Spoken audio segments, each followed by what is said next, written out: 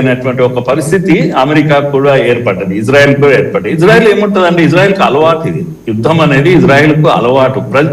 Israel కంటే ఇజ్రాయెల్లో ఉన్న common man కు అలవాటు. యుద్ధం రాగానే బంకర్లకు వెళ్ళిపోవడము, కనుక జీవితం బంకర్లోనే కలుస్తుంది. వాళ్ళు చిన్న పాప ఆడవాళ్ళు మగవాళ్ళు అనే తేడా లేకుంటది వాళ్ళకు. వాళ్ళ లైఫ్ ఉన్న 90 లక్షలు 1 కోటి మంది కూడా ఆ బంకర్లోనే గడుపుతారు. లైఫ్ అంటే ఇదే అని వాళ్ళు అర్థం చేసుకున్నారు. ఎందుకంటే ఇలా కాకుండా వాళ్ళు బ్రతకలేరు. చుట్టూ శక్తులు ఈ యొక్క వరల్డ్ మ్యాప్ పైన దాన్ని తుడిచేయాలి అనేటువంటి కంకర నట్టుకొని కూర్చున్నారు. కనుక వాళ్ళదేమో జీవన పోరాటం, బ్రతికుండాలంటే జీవన పోరాటం. వీడు బ్రతికుండాలంటే వాడు చావాలి.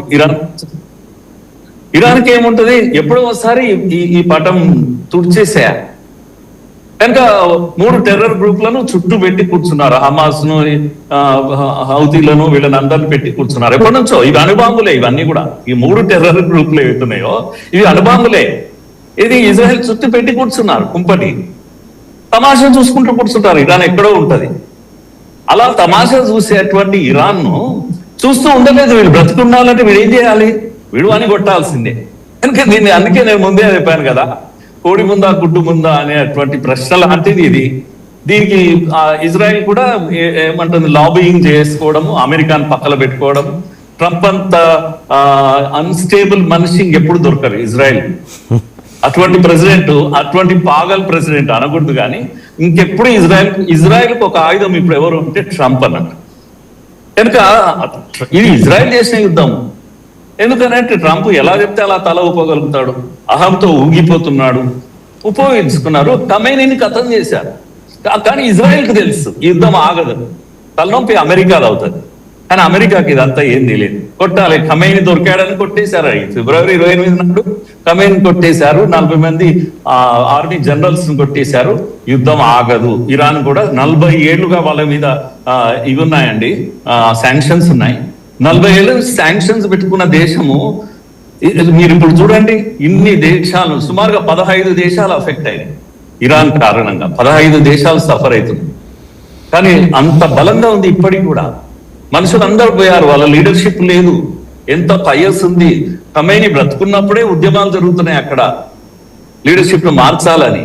అయినప్పటికీ సరే వాళ్ళ దగ్గర ఉన్న ఆయుధాలు, మిసైల్స్, లేకపోతే ముఖ్యంగా బాలిస్టిక్ మిసైల్స్, తర్వాత డ్రోన్స్, వాటితోటి ఈరోజు పోరాటం చేస్తున్నారు.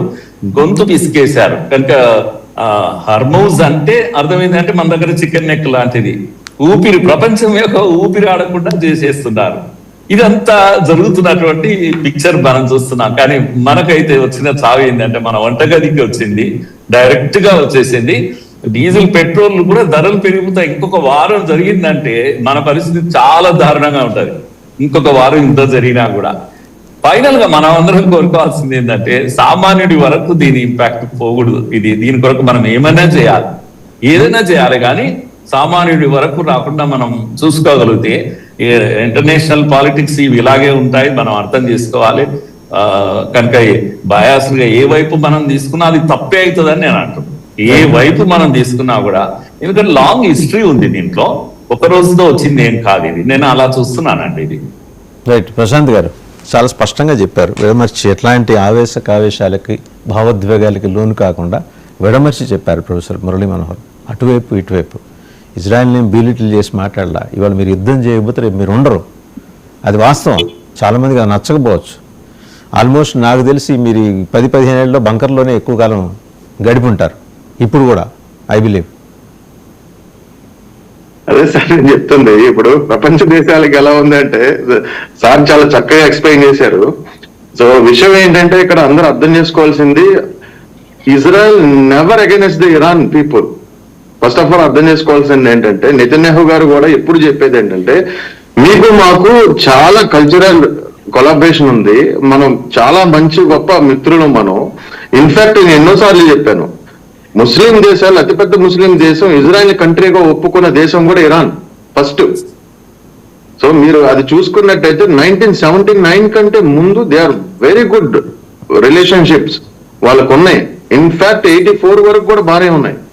తర్వాత రెజ్యూమ్ ఎప్పుడైతే ఎక్స్ట్రీమ్ లెవెల్ రాడికల్ వాళ్ళ యొక్క భావజాలం బయటకు వచ్చిందో then they started Israel is a cancer కణిత అని, తర్వాత ఇజ్రాయెల్ పట్టణం లేకుండా చేస్తామని, చాంటింగ్ చేస్తామని, ఇవన్నీ మాటలు అనేది అక్కడి నుంచి స్టార్ట్ అయింది యుద్ధం. Israel never started these things. Sir